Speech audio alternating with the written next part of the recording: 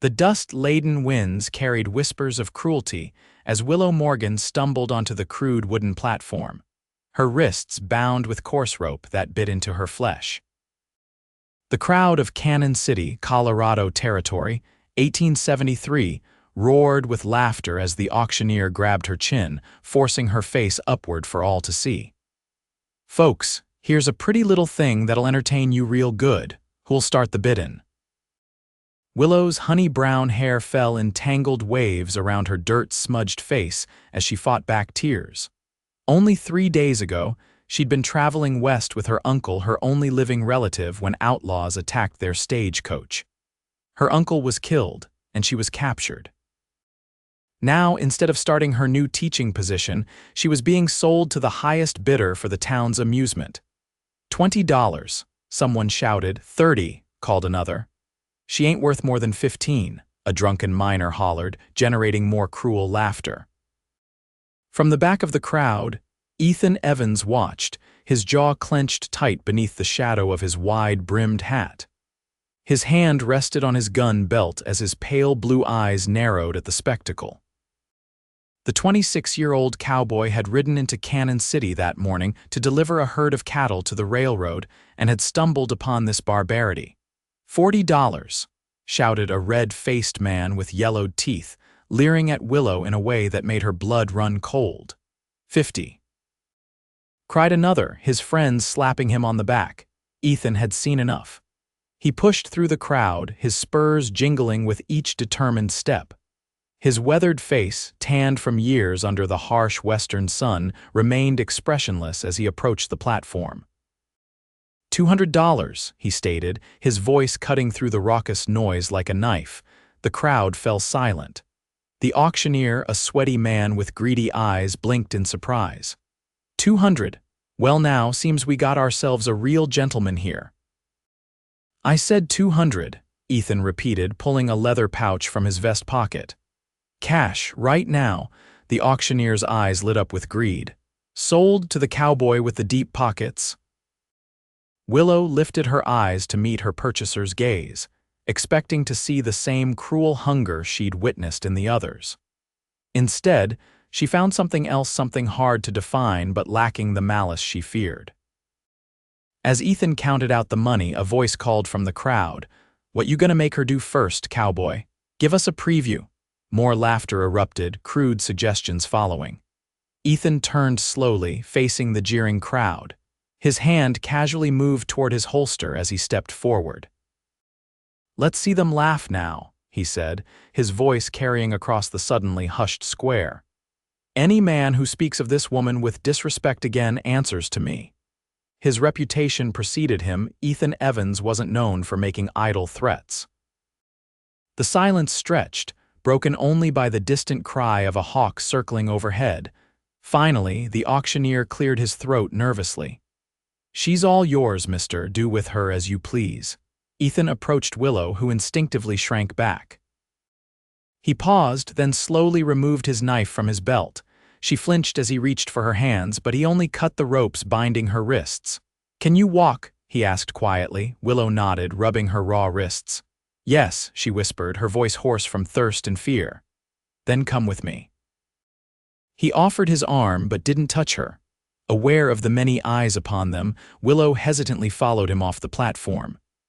The crowd parted as they passed, some men muttering darkly, others watching with curious expressions. Ethan led her to where his horse, a sturdy Palomino, was hitched outside the town's only hotel. "I need to gather my things," he told her. "Wait here. No one will bother you now." True to his word, the onlookers kept their distance, though their stares burned into Willow's back as she stood beside the Palomino, her mind racing with fear and confusion. What did this man want with her? Had she simply traded one nightmare for another? Ethan returned minutes later with his saddlebags and another bundle wrapped in canvas. "My camp is about 2 miles outside town. Can you ride?" Yes, I can ride," Willow answered, forcing strength into her voice despite her trembling limbs. He nodded, then helped her onto his horse before mounting behind her. As they rode out of town, Willow sat stiffly, keeping as much distance as possible between her body and the strangers. "I'm not going to hurt you," he said after they'd left the town behind, as if sensing her thoughts. "Why should I believe that?" she countered, surprising herself with her boldness. "You just bought me like cattle."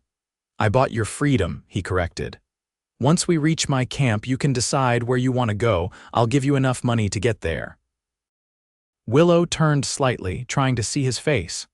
"Why would you do that for a stranger?" Ethan's expression remained unreadable. "Let's just say I've seen enough cruelty to last several lifetimes." They rode in silence until they reached a small clearing near a creek. A simple camp was set up: a bedroll, a small fire pit, and a coffee pot resting on stones beside the cold ashes. Ethan dismounted first, then offered his hand to help Willow down. "Rest here," he said, gesturing to a fallen log near the fire pit. "I'll get some water boiling for coffee and see what food I have." Willow sank onto the log, exhaustion washing over her.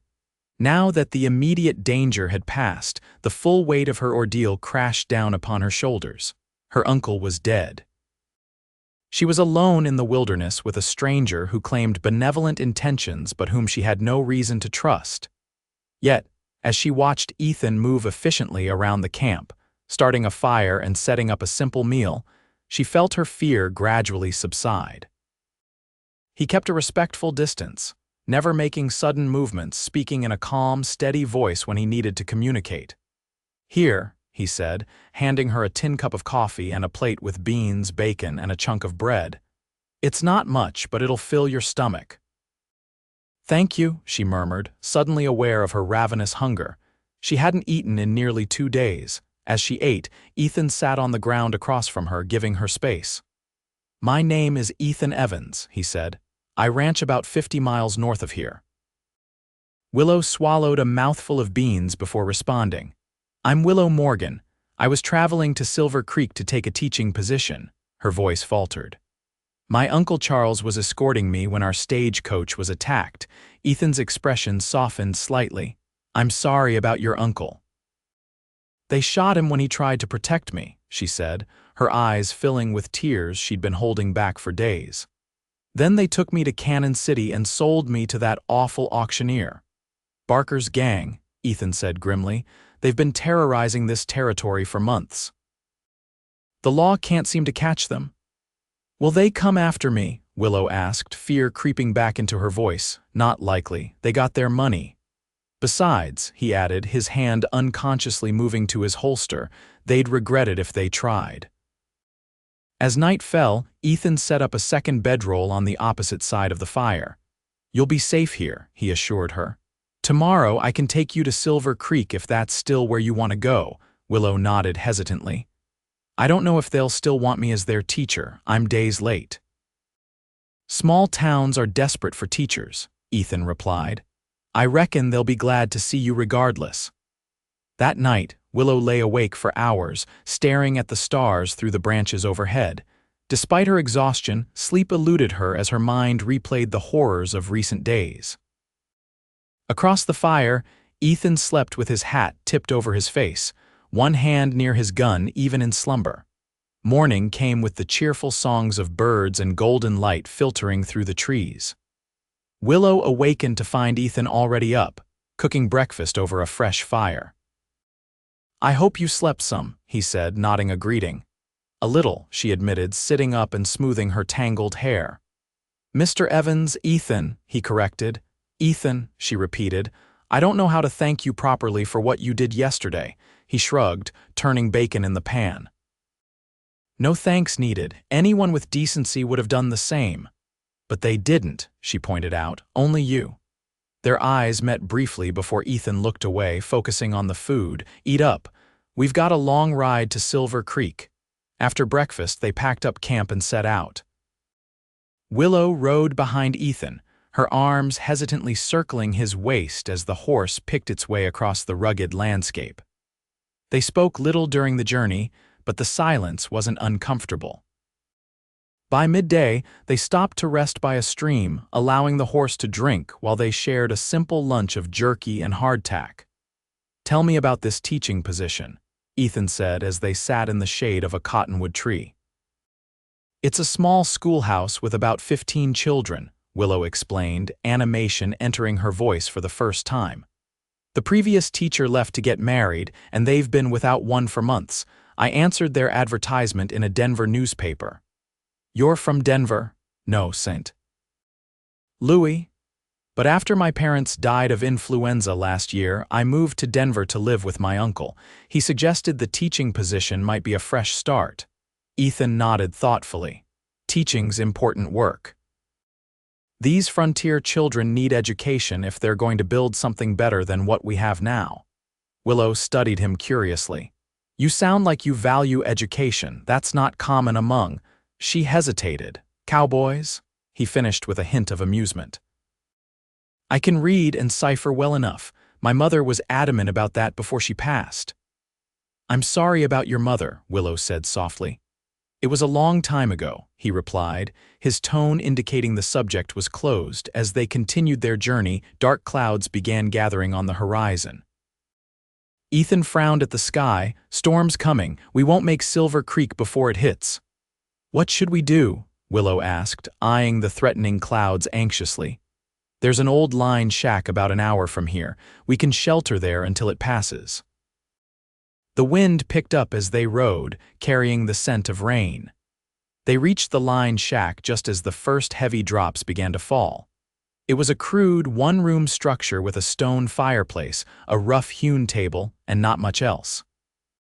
It's not much, Ethan said as he helped Willow dismount, but it'll keep us dry. He quickly settled his horse in the lean-to beside the shack, then joined Willow inside. Within minutes, the rain was coming down in sheets, pounding against the roof and windows. Ethan built a fire in the fireplace while Willow stood awkwardly in the center of the small room, unsure what to do. The shack's single room suddenly seemed very intimate, very confined. You're shivering, Ethan observed, concern in his voice. I'm fine, Willow insisted, though her damp clothes clung uncomfortably to her skin. Ethan rummaged in his saddlebags and pulled out a clean flannel shirt. Here, he said, extending it toward her. It's dry, I'll step outside while you change. But it's pouring rain, she protested. The lean-to's covered. I need to check on the horse anyway. Before she could argue further, he was gone, closing the door firmly behind him. Willow quickly changed out of her damp dress into Ethan's shirt, which hung almost to her knees. She spread her dress near the fire to dry, then wrapped herself in a blanket Ethan had left on the table. When he returned, soaked despite the lean-to's partial shelter, he paused in the doorway at the sight of her in his shirt, her long hair loose around her shoulders in the firelight. Better? He asked, his voice unusually rough. Yes, thank you, she replied, suddenly self-conscious. You're drenched. You should change too. Ethan nodded, grabbing dry clothes from his saddlebags. This time it was Willow who stepped outside, standing under the lean-to shelter as rain poured down around her. The storm was intensifying, lightning illuminating the landscape in brief, brilliant flashes, followed by booming thunder that she felt in her chest. When Ethan called her back inside, he had changed into dry clothes and was setting out provisions on the table. Looks like we're here for the night, he said, nodding toward the window where water streamed down the glass. That creek we crossed earlier will be impassable by now. The reality of their situation settled over Willow alone for the night with a man she'd known for barely a day. Yet strangely, fear wasn't her predominant emotion. Despite the circumstances, there was something about Ethan Evans that inspired trust. They ate a simple dinner as the storm raged outside, talking sporadically about neutral topics: the weather, the territory, the changing seasons. As darkness fell completely, the tiny shack grew chilly except near the fire. Take the bedroll by the fire, Ethan instructed as they prepared to sleep. I'll be fine over here. He indicated the far wall where he was spreading his saddle blanket on the wooden floor. You'll freeze, Willow protested. The floor is ice cold. I've slept in worse conditions, Miss Morgan. Willow, she corrected softly. After all you've done, please call me Willow. A ghost of a smile crossed his features. Willow then, get some rest. Despite her exhaustion, Willow found herself once again unable to sleep. She could hear Ethan shifting uncomfortably on the hard floor, the temperature dropping as the night deepened. Finally, she sat up. "This is ridiculous," she said firmly. "We're both adults. The bedroll is large enough for both of us if we stay on opposite sides. There's no sense in you catching pneumonia on that cold floor." Ethan was silent for so long that Willow thought he might have fallen asleep after all. Then she heard him rise and approach the fire. In the flickering light, his expression was unreadable. "Are you certain?" he asked quietly. "I am," she answered, scooting to one edge of the bedroll. "I trust you, Ethan." He hesitated another moment, then carefully lay down on the opposite side, maintaining a respectful distance. They lay stiffly, back to back, listening to the rain and the crackling fire. "Thank you," he said after a while, his voice barely audible above the storm. "For what? For trusting me. I know it doesn't come easy, especially after what you've been through." Willow was silent, considering his words. "There's something I don't understand," she finally said. "Why did you really help me? $200 is a small fortune to spend on a stranger." The silence stretched so long that Willow thought he might not answer. When he did, his voice was low and pained. "My sister," he said. 3 years ago, she was traveling to visit me. Her stage coach was attacked. She wasn't as fortunate as you. There was no one to intervene." He paused, his breathing heavy. "By the time I tracked her down, it was too late." Willow's heart constricted. She turned over, facing his back. "I'm so sorry, Ethan." "I couldn't save her," he continued, his voice tight. "But when I saw you on that auction block, it was like being given a second chance. I couldn't ride away. Not again." Instinctively, Willow reached out, placing her hand on his shoulder. Ethan stiffened at first, then gradually relaxed under her touch. "You did save me," she whispered. "And I'm grateful beyond words." They fell silent after that, the weight of his confession hanging in the air between them. Eventually, Willow drifted into sleep, her hand still resting on Ethan's shoulder. When morning came, the storm had passed, leaving behind a washed, clean world sparkling with droplets that caught the sunlight like diamonds. Willow awakened to find herself alone in the bedroll, the fire rebuilt and coffee brewing. Ethan stood by the window, gazing out at the landscape. He turned when he heard her stir. "Creek's still high," he said. "We'll need to wait a few hours before crossing." Willow sat up, running her fingers through her tangled hair. "That's fine. There's no rush." They shared a simple breakfast, the atmosphere between them different after the previous night's revelations. A new understanding had formed, fragile but real. "Can I ask you something?"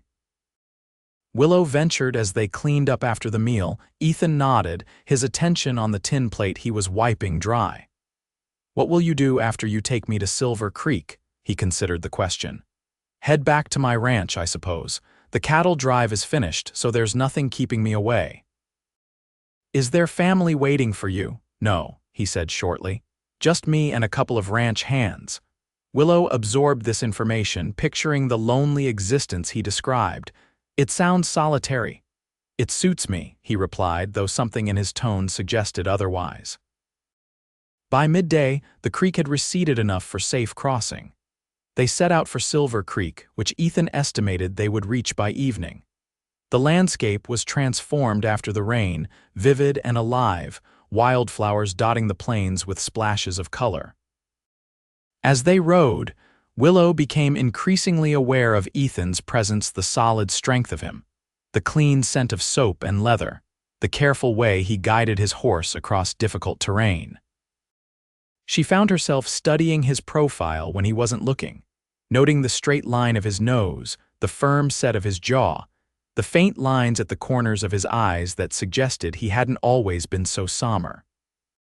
They reached Silver Creek as the sun was setting, casting the small settlement in golden light.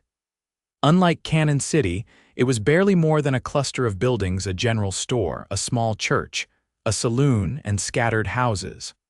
On the edge of town stood a modest schoolhouse with a bell tower. "That must be your school," Ethan said, nodding toward the building. "Yes," Willow agreed, suddenly nervous about her reception. She was days late and arriving under unusual circumstances, accompanied by a stranger. They stopped first at the general store, which also served as the town's post office and meeting place. The proprietor, a round man named Samuel Pickering, looked up in surprise as they entered. "Well now, you must be Miss Morgan," he exclaimed, hurrying around the counter. "We'd given up hope of your arrival. The stage reported an attack and when you weren't among the survivors." He trailed off, looking apologetic.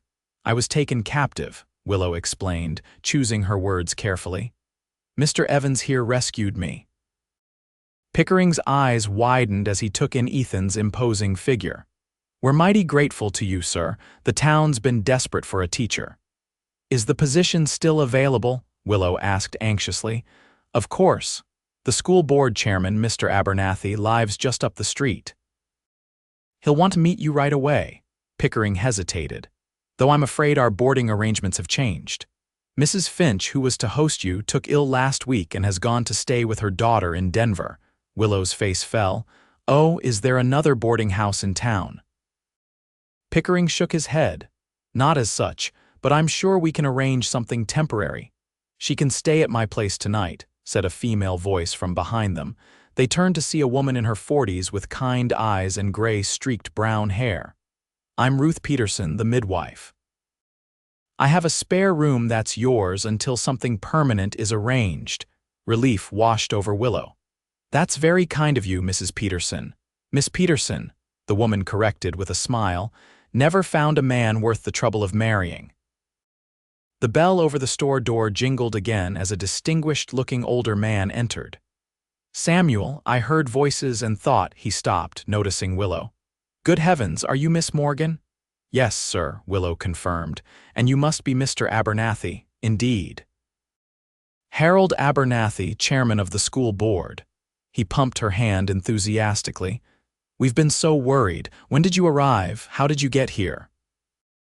As Willow briefly recounted her ordeal, omitting the more distressing details, Abernathy's expression shifted from shock to outrage to gratitude as he turned to Ethan. "Sir, this town owes you a debt we can never repay. Please, you must be our guest tonight. The saloon has rooms upstairs." "That's not necessary," Ethan began, but Abernathy insisted. "I won't hear of a refusal. It's the least we can do." Plans were quickly made. Ruth Peterson would take Willow to her home to rest and refresh herself. Ethan would stable his horse and take a room at the saloon. In the morning, Abernathy would show Willow the schoolhouse and introduce her to the town. As the group dispersed, Willow found herself reluctant to part from Ethan. She lingered as the others stepped outside. "Thank you," she said softly, "for everything." "You're where you wanted to be," he replied with a slight shrug. "Safe and sound in Silver Creek." "Yes," Willow agreed, though suddenly the teaching position that had once seemed so important felt secondary to something else, something undefined but powerful. "Will you leave in the morning?" Ethan hesitated, studying her face. "I suppose I should. My ranch won't run itself." "Of course." Willow tried to mask her disappointment.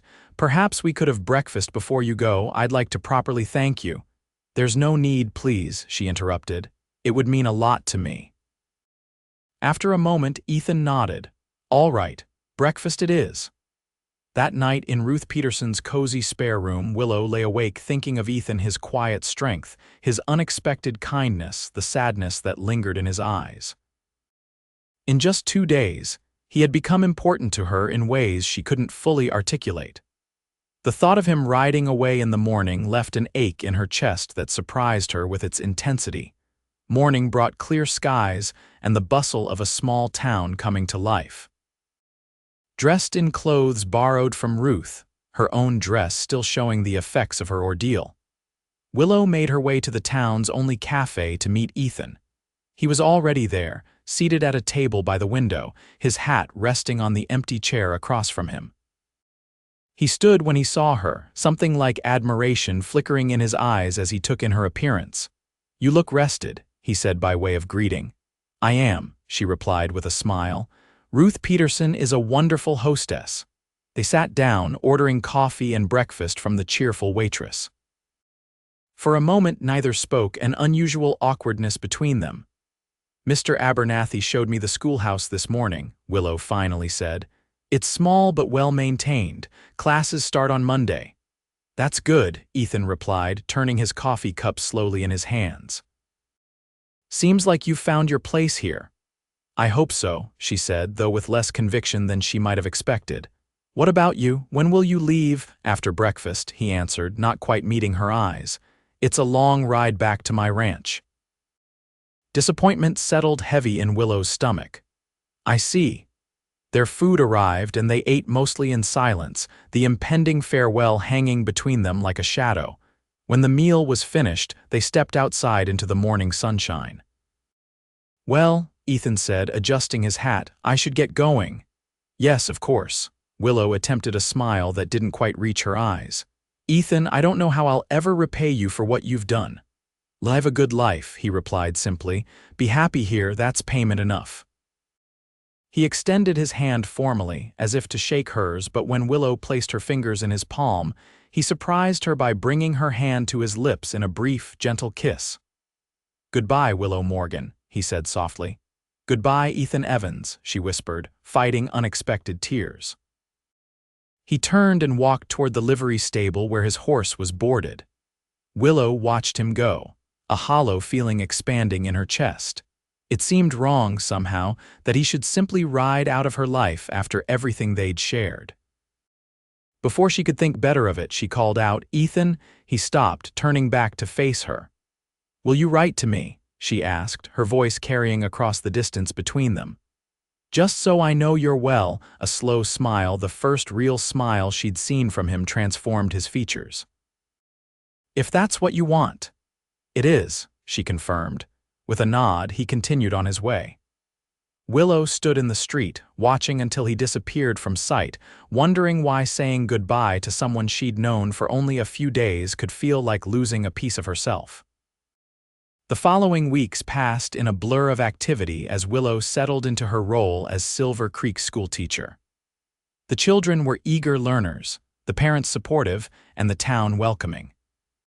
She moved from Ruth Peterson's spare room into a small but comfortable apartment above the general store, gradually acquiring the necessities to make it home.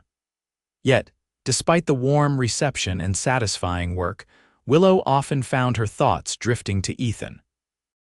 At quiet moments, grading papers by lamplight, walking alone on Sunday afternoons, waking in the stillness before dawn, his face would appear in her mind, bringing with it a complex tangle of emotions she couldn't quite unravel.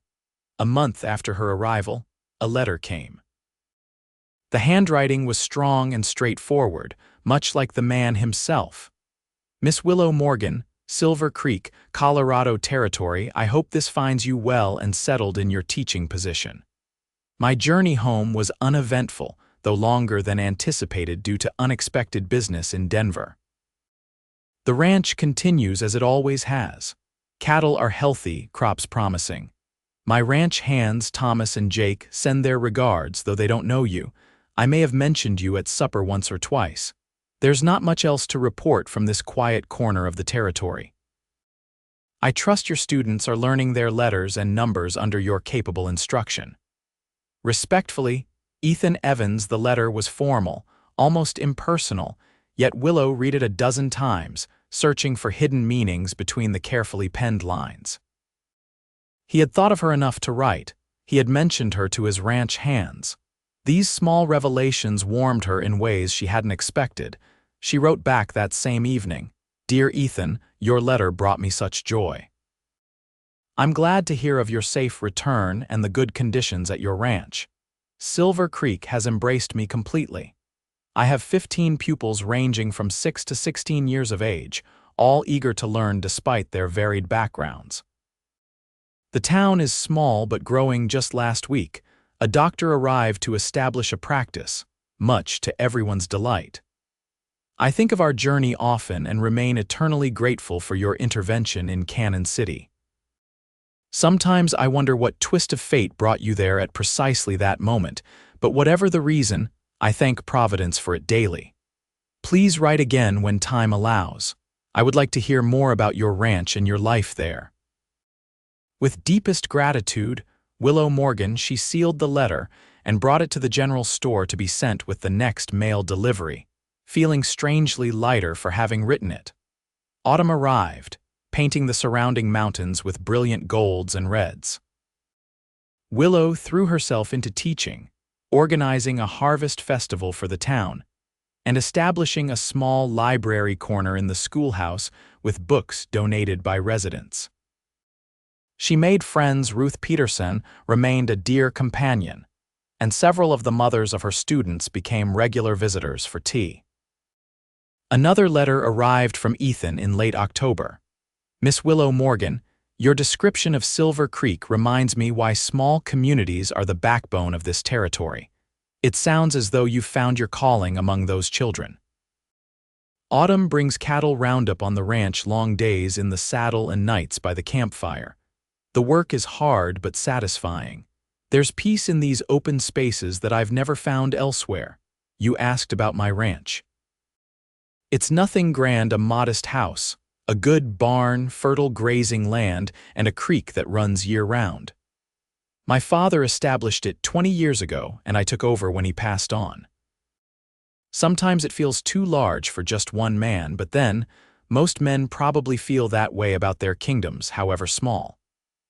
I often think of our brief acquaintance and hope that the memories of your ordeal have begun to fade, replaced by happier experiences in your new home. Respectfully, Ethan Evans. This letter was longer, more personal than the first, and Willow found herself smiling as she read it. The image of Ethan on horseback during roundup, surrounded by open country and big sky, seemed to fit him perfectly. She replied immediately, sharing stories of her students' progress and the changing seasons in Silver Creek. As winter approached, their correspondence continued. Each letter grew slightly longer, slightly more revealing, though always maintaining a certain formality that Willow sometimes longed to breach. She found herself eagerly anticipating the arrival of mail, her heart quickening whenever Samuel Pickering handed her an envelope bearing Ethan's distinctive handwriting. The first snow fell in early December, transforming Silver Creek into a winter wonderland. Willow organized a Christmas pageant at the school, involving the entire town in preparations. The night of the performance, the schoolhouse was packed with proud parents and community members. As Willow stood at the back of the room, watching her students sing the final carol, a tall figure slipped in through the door. Her breath caught in her throat as she recognized the broad shoulders and familiar stance. Ethan. He stood quietly at the rear of the schoolhouse, his hat in his hands, snowflakes melting on his coat. When the song ended and applause filled the room, his eyes found hers across the crowded space. He nodded once, a slight smile lifting the corner of his mouth.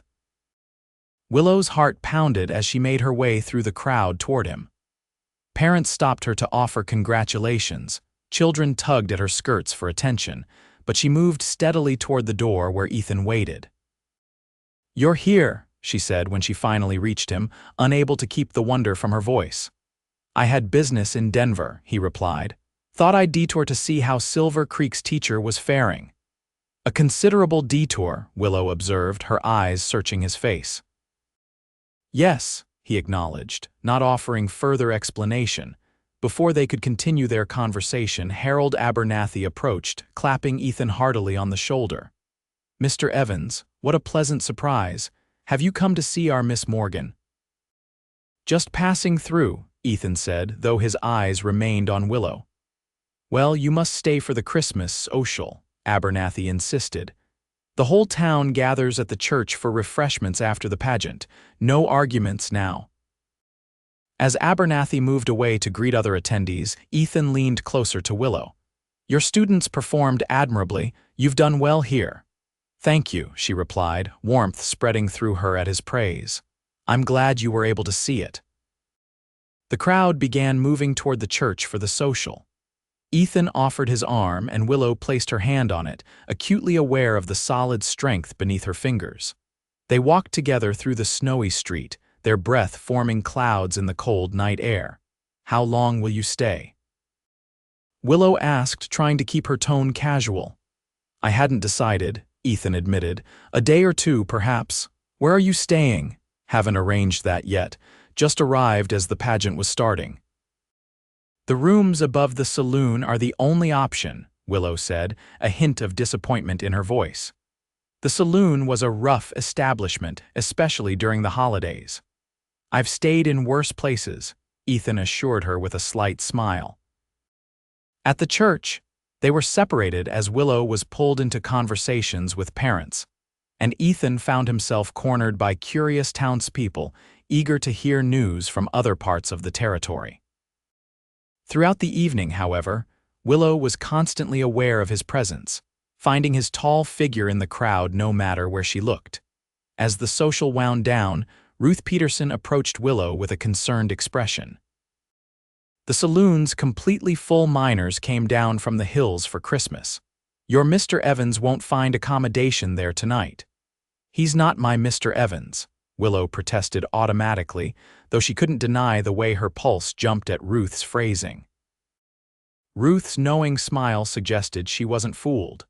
Nevertheless, he needs somewhere to sleep. I'd offer my spare room, but my sister and her children are visiting. Willow bit her lip, considering. He could take my bed, she finally said. I can sleep on the settee in my sitting room. That's very generous of you, Ruth replied, her eyes twinkling. I'm sure he'll appreciate the offer. When Willow found Ethan to extend the invitation, he initially refused. I couldn't possibly impose, it's not an imposition, she assured him. You saved my life, Ethan.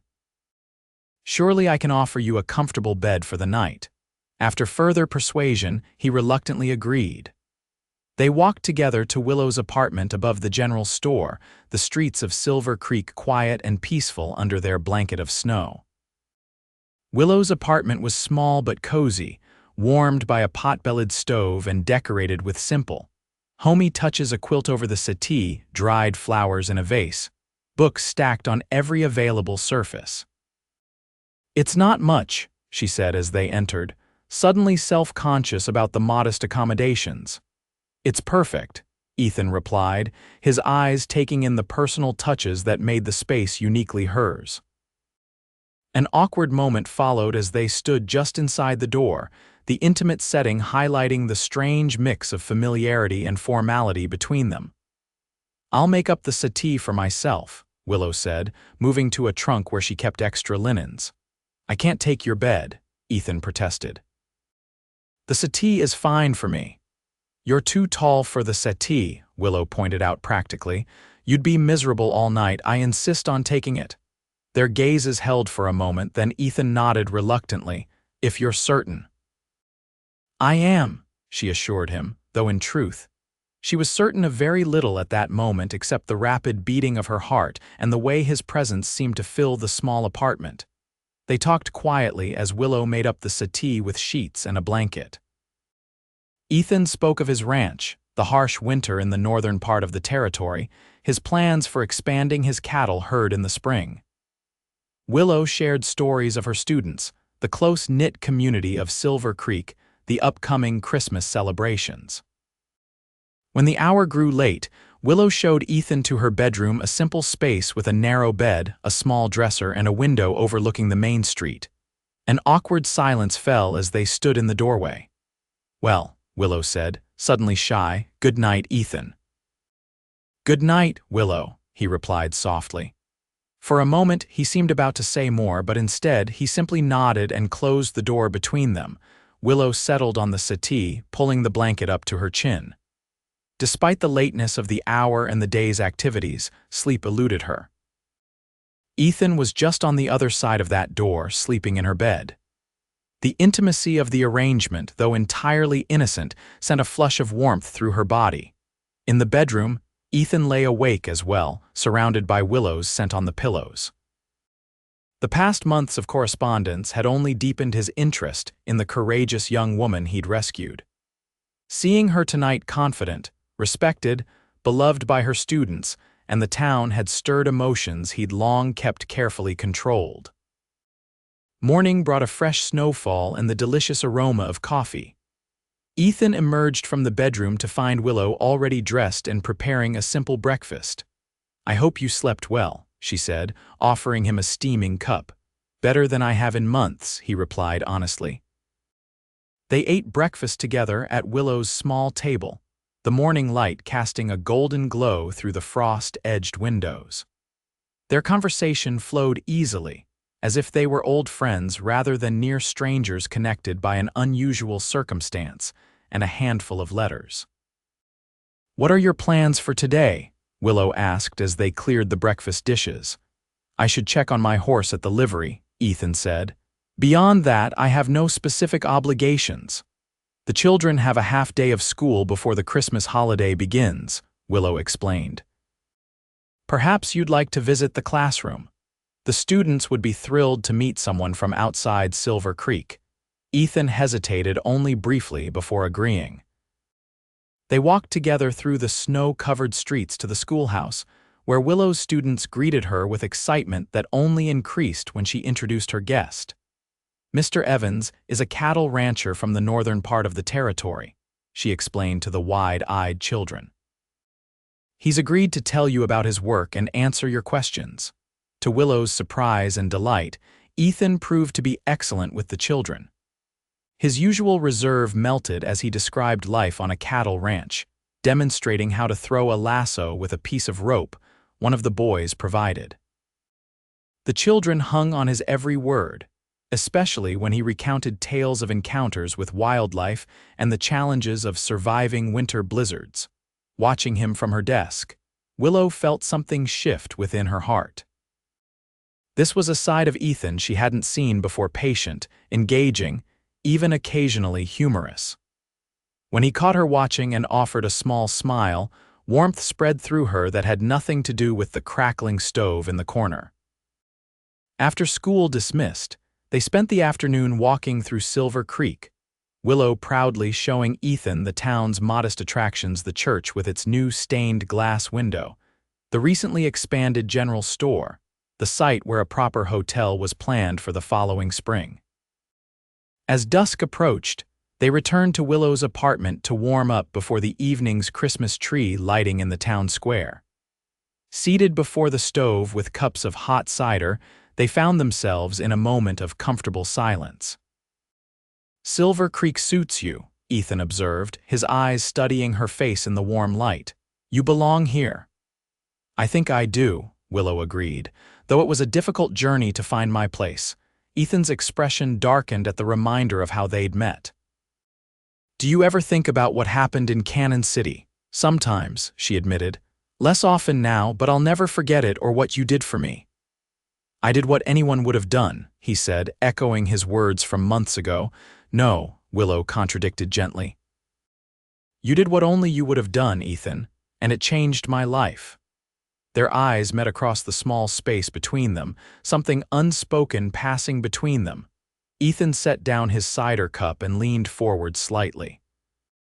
"Willow," he began, his voice low and serious, "I didn't come here only because I was near Denver." Her heart quickened. No, he took a deep breath. "I came because your letters have become the brightest part of my days. Because I find myself thinking about you at the most unexpected moments.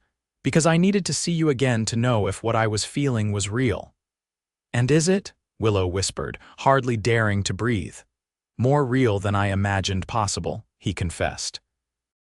"But I have nothing to offer except a hard life on a remote ranch. You've built something wonderful here: a life, a community, a purpose. I wouldn't ask you to leave that." Willow set aside her own cup and moved to sit beside him, her eyes never leaving his. "Ethan Evans, do you know what I see when I look at you?" He shook his head silently. "I see the man who valued my life when others saw me as entertainment. I see someone who respects me as a person, not a possession. I see kindness and integrity and strength." Her voice softened. "And I see the face I've dreamed about since you rode away from Silver Creek." Ethan's hand reached up to touch her cheek, his calloused fingers gentle against her skin. "I never expected to find you," he murmured. "After Alina, my sister, died, I thought that part of me was gone forever." "And now?" Willow asked, leaning slightly into his touch. Now I find myself hoping again, he admitted. But I won't rush you, Willow. Whatever happens between us should be your choice, made freely and without pressure. In answer, Willow leaned forward and pressed her lips to his in a kiss that began tentatively but quickly deepened as Ethan's arms came around her, drawing her closer. When they finally parted, both were breathing unevenly, surprise and wonder in their expressions. "I choose you, Ethan," Willow said simply. "I have since that day by the creek when you told me about your sister. I just didn't fully understand it then." The church bells rang out, reminding them of the tree-lighting ceremony about to begin in the town square. Reluctantly, they pulled apart, though Ethan kept hold of Willow's hand as they rose. "We should go," Willow said, though her eyes suggested she'd rather stay. "We should," Ethan agreed, bringing her hand to his lips for a brief kiss before releasing it. They joined the townspeople gathered in the square, where a tall pine tree had been erected and decorated with handmade ornaments, candles, and ribbons. As Harold Abernathy gave a speech about community and the Christmas spirit, Ethan stood close behind Willow, his presence warm and reassuring in the cold evening air. When the tree was lit, a collective gasp of appreciation rose from the crowd. In the glow of the candles, Ethan slipped his arm around Willow's waist, and she leaned into him, no longer concerned about the curious glances from the townspeople. The following day was Christmas Eve. Ethan had extended his stay, sending a telegram to his ranch hands to inform them he would return after the holiday. He and Willow spent the day together, joining in the town's celebrations and finding quiet moments alone to talk about their feelings and their future. "Come with me to my ranch," Ethan suggested as they sat before the fire in Willow's apartment that evening. "Not permanently, just for a visit. See if you could imagine a life there." "What about my teaching position?" Willow asked, though the idea of seeing Ethan's home appealed strongly to her. "The school term ends in May, doesn't it? You could come for the summer, return in time for the new school year if you choose." Willow considered this compromise. "That seems reasonable, and if I decide I could be happy there," Ethan took her hands in his. "Then I would ask you to be my wife if you'd have me," joy bloomed in Willow's chest. "I think you know my answer already." "I'd still like to hear it," he said with a hint of a smile. "Yes, Ethan Evans, if I can adapt to ranch life, and I believe I would be honored to be your wife." Their kiss sealed the promise, tender and full of hope for the future they would build together. Christmas Day brought gifts exchanged by the fire, a hand-tooled leather journal from Ethan to Willow, and a knitted scarf from Willow to Ethan, made during the long evenings when his letters had been her only connection to him. The day after Christmas, Ethan reluctantly prepared to leave. His ranch needed attention, and he had preparations to make if Willow would indeed visit in the summer. They stood on the boardwalk outside the general store, oblivious to the curious glances of passers-by. "It's only a few months until May," Willow said, trying to sound positive despite the ache in her heart at the thought of his departure. "I'll write," Ethan promised, his hands holding hers tightly. "Every week." "As will I," she assured him, "and I'll count the days until summer." Their goodbye kiss was bittersweet, full of newfound love and the pain of separation. Willow watched as Ethan mounted his horse, raising her hand in farewell as he rode away.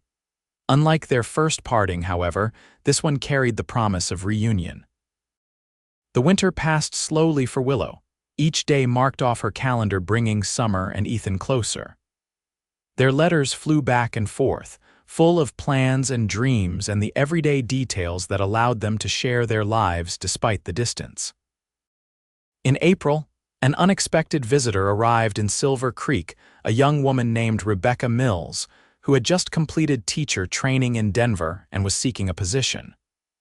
When Willow learned that Rebecca was hoping to start teaching immediately, an idea began to form in her mind.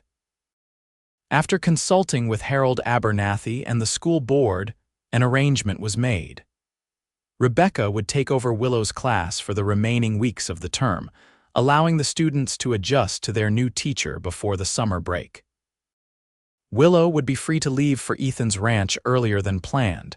She wrote to Ethan immediately with the news. His reply came by telegram. "Will arrive May 1 to escort you home." Counting the days. Ethan, those final weeks passed in a flurry of preparation. Willow helped Rebecca settle into teaching, packed her belongings, and said goodbye to the friends she'd made in Silver Creek. Ruth Peterson hugged her tightly on her last evening in town. "You'll come back to visit, won't you?" the older woman asked. "Of course," Willow promised. "And you must come to the ranch for our wedding." "Wild horses couldn't keep me away," Ruth assured her with a smile. When May first arrived, Willow was ready. She stood on the porch of the general store, her trunk packed and her heart full of anticipation. When Ethan rode into town, looking more handsome than her memory had preserved, she ran to meet him without concern for propriety. He swung down from his horse and caught her in his arms, lifting her off her feet in an embrace that spoke volumes about the months of separation. The townspeople who witnessed their reunion smiled indulgently, having come to understand the special bond between their schoolteacher and the rancher who had saved her. They left Silver Creek the next morning, traveling in a wagon Ethan had brought for Willow's belongings. The journey to his ranch would take several days, giving them time to reacquaint themselves and share the stories that letters couldn't fully convey. On the third day of travel, as they crested a hill, Ethan reined in the horses. "There it is," he said, gesturing to the valley below. "Evans Ranch." Willow leaned forward eagerly. The ranch was more substantial than she had imagined from Ethan's modest descriptions, a solid 2-story house with a wide porch, several outbuildings, a large barn, and fenced pastures where cattle grazed. A creek wound through the property, lined with cottonwood trees that provided welcome shade.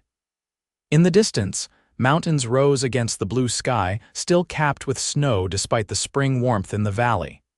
"It's beautiful," she breathed, her hand finding Ethan's on the wagon seat. "It's home," he said simply, his eyes on her face rather than the familiar view. "Or it will be if you decide to stay."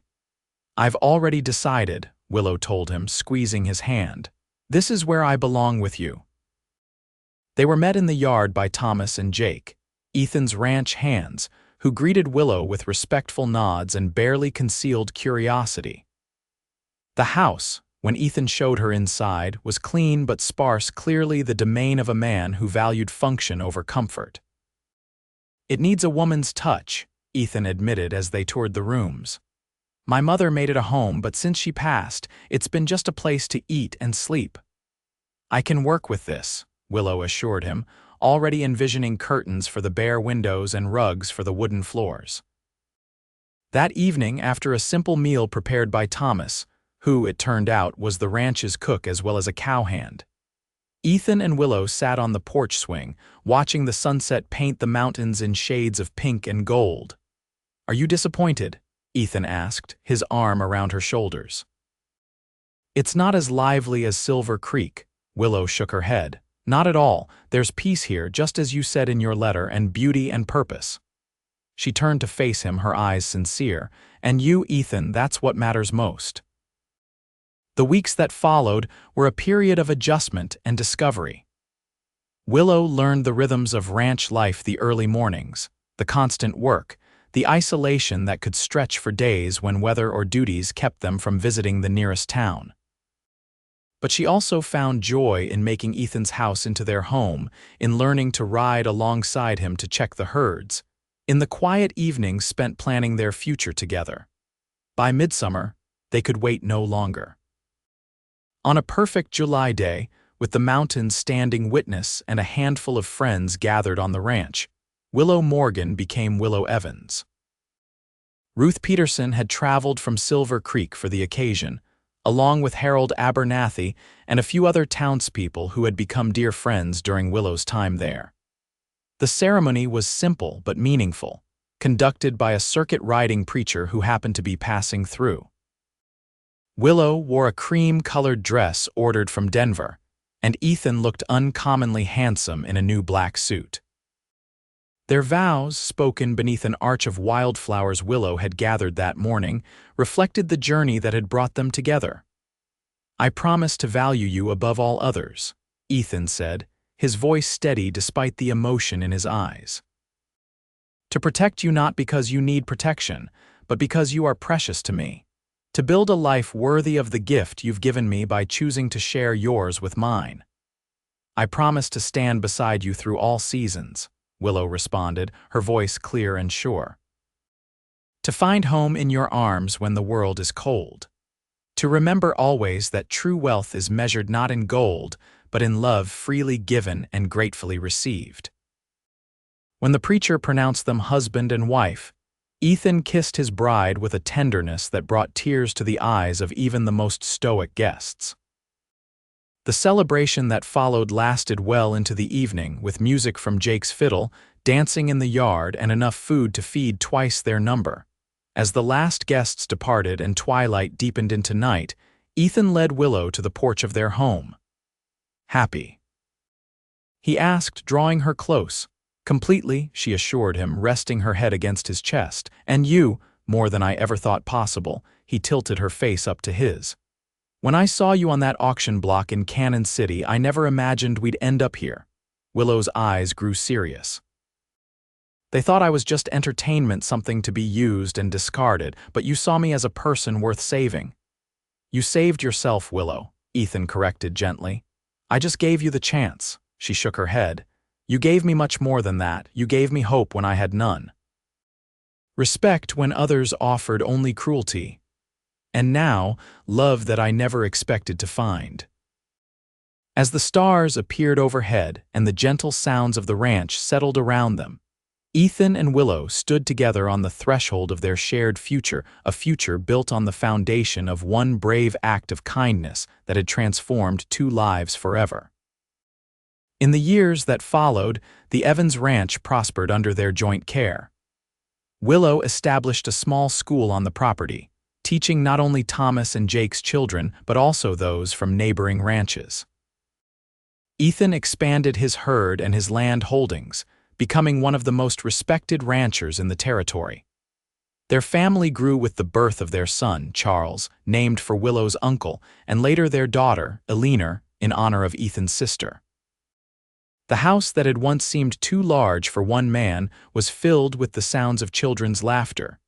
Music from the piano Ethan surprised Willow with on their 5th anniversary, and the constant bustle of a happy home. Occasionally, they would visit Silver Creek, where Willow was always welcomed warmly by her former students, many of whom were grown and starting families of their own. Ruth Peterson remained a dear friend until her passing, leaving her medical books to Willow, who had developed a reputation as a skilled healer among the scattered families of the region. On rare occasions, Willow and Ethan would speak of that day in Cannon City, the day that had changed both their lives. With time and distance, the memory lost its power to hurt, becoming instead a reminder of how fate could turn even the darkest moment into an unexpected blessing. On their 20th anniversary, as they sat on the same porch swing where they had watched their first sunset together, Ethan took Willow's hand in his thumb rubbing gently over the gold band he had placed there 2 decades earlier. "You ever regret it?" he asked quietly. "Giving up your life in Silver Creek to come here?" Willow smiled, the years having added character rather than diminished her beauty. "I didn't give up a life, Ethan. I chose a different one, a better one, with you." As the sun set behind the mountains that had witnessed their love story from the beginning, Ethan pulled his wife close, grateful beyond words for the twist of fate that had led him to Cannon City on that pivotal day. What had begun as an act of basic human decency had blossomed into a love that had sustained them through joy and sorrow, prosperity and hardship, the passing seasons of a shared life. "Let's see them laugh now," he whispered, echoing the words he had spoken so long ago. But this time, there was no defiance in his tone, only deep contentment, and the certainty that comes from knowing you are exactly where you are meant to be, with exactly the person you are meant to love.